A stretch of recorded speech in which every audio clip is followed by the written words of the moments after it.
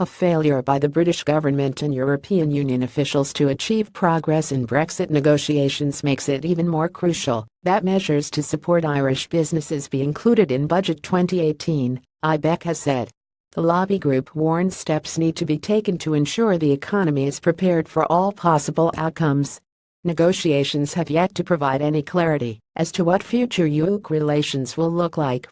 While we must work to ensure a close, positive relationship into the future, the risk of a divisive divorce is very real, said IBEC head of tax and fiscal policy Gerard Brady. Outlining a number of measures, which it said would help at-risk companies, the organization said Ireland's competitiveness must be safeguarded. IBEC urged the government to consider introducing export trade financing and credit guarantees to support continued development of international markets. It also called for the extension of low-cost finance under the cash flow support loan scheme and increased additional marketing and innovation initiatives for companies looking to repackage their product lines for new markets. The body also said Ireland must continue to make the case for a temporary state aid regime in the event of a hard Brexit. It said this would enable short-term financing similar to the supports introduced at the height of the downturn that helped firms through the financial crisis. IBEC's call comes as the government was yesterday urged to increase funding for state agencies in next week's budget, with the sums allocated last year described as measly. Fianna Fáil said that, while it welcomed the recent announcement of €6.7 million in additional funding to Bord Bia, further sums needed to be allocated to bodies such as Enterprise Ireland and Intertrade Ireland.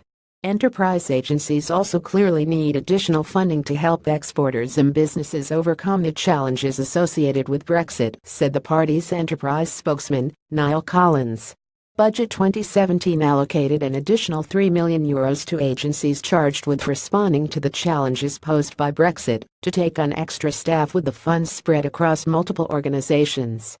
While many of these positions have been filled, not enough is being done to put contingencies and awareness structures in place to safeguard Irish export businesses exposed to Brexit, said Mr. Collins. A recent survey of 600 Enterprise Ireland client companies found that in the last 6 months just 38% have taken measures to respond to Brexit, with 62% having taken no action to date. New figures from the Irish Hotels Federation (IHF), meanwhile, show Brexit is continuing to have a negative impact on the tourism trade, with 80% of hoteliers reporting a decline in business from Britain.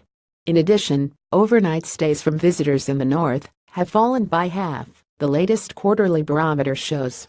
The IHF report reveals that despite this, an increase in U.S. and domestic visitors has helped offset losses. Overall, 71% of hoteliers reported a rise in business levels over the summer months compared with the same period last year. Speculation continues to mount that Budget 2018 could see an increase in the VAT rate for tourism. The rate was lowered from 13.5% to 9% in June 2011 to assist the hospitality sector during the recession. Hospitality groups, including the IHF, have called for the rate to remain at 9%, given the additional pressures arising from Brexit. The 9% VAT rate for tourism continues to deliver enormous benefits to the Exchequer by making us more attractive as a tourism destination, said IHF President Joe Dolan.